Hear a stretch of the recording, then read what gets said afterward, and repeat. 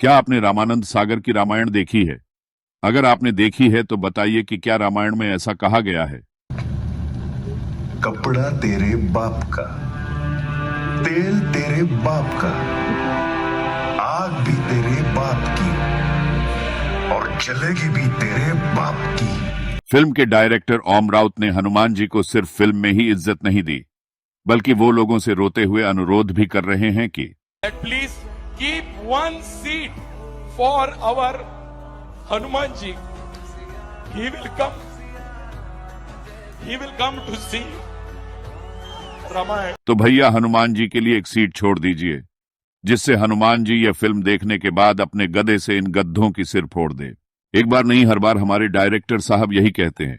सब लोगों को एक रिक्वेस्ट है कि हमारे हनुमान जी के लिए आदि पुरुष के हर शो में एक सीट आप खाली रखें। चलिए सुनते हैं हमारी डायरेक्टर साहब इस फिल्म के जरिए युवाओं को सनातन धर्म के बारे में क्या संदेश देना चाहते हैं।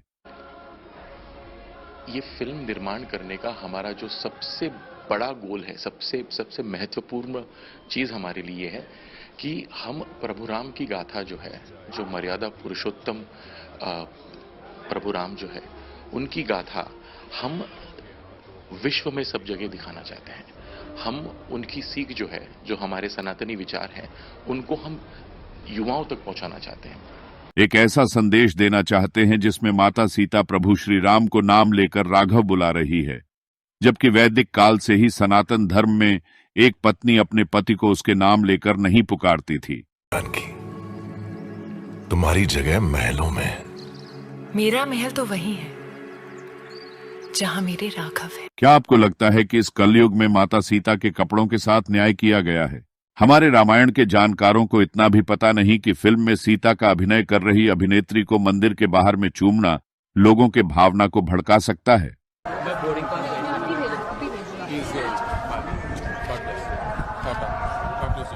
रामानंद सागर ने 90s के दौर में कम पैसे और कम साधन में रामायण सीरियल बनाकर जो इज्जत हासिल किया, वैसा रिस्पेक्ट शायद ही 600 करोड़ की फिल्म आदि पुरुष के अभिनेताओं को मिलेगा।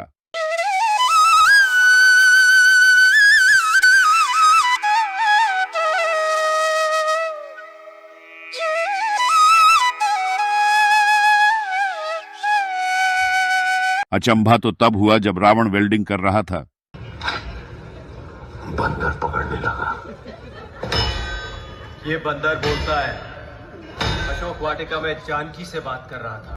ये सब देखकर पूरे देश में विरोध तो होना ही था।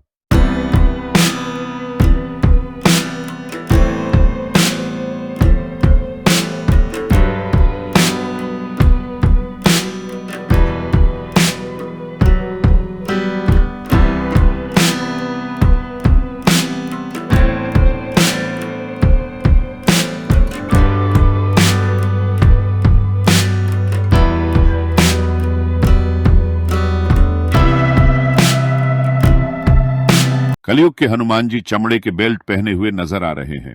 कलयुग का राम भगवान जीसस जैसा लग रहा है। शिव भक्त रावण का रुद्राक्ष टूट जाना यह दिखाता है कि रावण रुद्राक्ष सिर्फ दिखावटी के लिए पहनता था। विभीषण की पत्नी को अर्धनग्न दिखाना भी लोगों को अच्छा नहीं लगा। कलयुग के रावण का हेयर स्टाइल विराट कोहली जैसा लग रहा है और वही कपड़े आयरन मैन जैसी लग रही है। कलयुग का रावण ब्राह्मण होकर भी पता नहीं कौन से जानवर को मांस खिलाता है और उसकी सवारी भी करता है। इस फिल्म को नेपाल में पूरी तरह से बंद कर दिया गया है।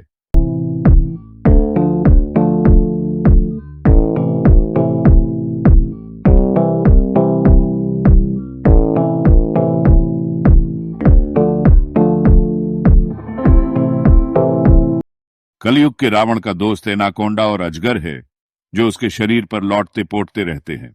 मेघनाथ के पूरे शरीर में टैटू है और लग रहा है कि खली के बाद अब अगला नंबर मेघनाथ का ही WWE में होगा। कलयुग के राम चेहरे पर थोड़ी क्रोध रखते हैं, वही रामानंद सागर के राम हमेशा चेहरे पर हल्की मुस्कान के साथ चलते हैं। आदिपुरुष फिल्म के डायलॉग लेखक मनोज मुंतशिर और डायरेक्टर ओम राउत तो अपने बात से हर बार ही पलट जा रहे हैं। पहले कहते हैं ये फिल्म रामायण से प्रभावित है, और फिल्म के डायलॉग लेखक मनोज मुंतशिर का तो यह भी कहना है कि जब भी वह आदिपुरुष का डायलॉग लिखते थे तो वह अपने जूते घर के बाहर खोल कर आते थे। हम ओरिजिनल रामायण से हटे हैं, क्या हमने उसको मॉडर्नाइज करने का कोई प्रयास किया है? क्या हमने कोई अलग टेक लिया है? तो इसका सीधा जवाब ये है देवांग जी, बिल्कुल नहीं। जो रामायण लोगों ने सुनी है, पढ़ी है, देखी है, एग्जैक्टली वही रामायण है, कुछ भी अलग नहीं। वहीं दूसरी तरफ जब लोग फिल्म देखकर भड़क जाते हैं और सभी तरफ में जब विरोध प्रदर्शन शुरू हो जाता है, तब अपनी बात से पलटकर कहते हैं कि हम तो सिर्फ रामायण से प्रभावित है।